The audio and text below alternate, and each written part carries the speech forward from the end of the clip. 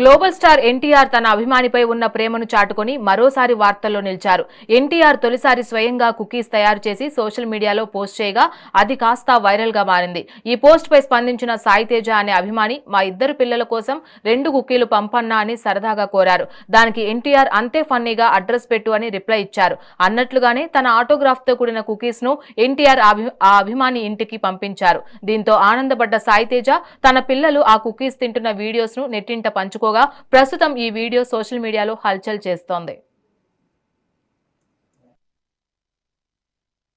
స్మరణ ఆమె బాగుందా? స్తారిక ఆమె బాగుందా? ఎంత బాగుంది? అంత బాగుందా? తారక్ మామకి లైక్ ఇవ్వు.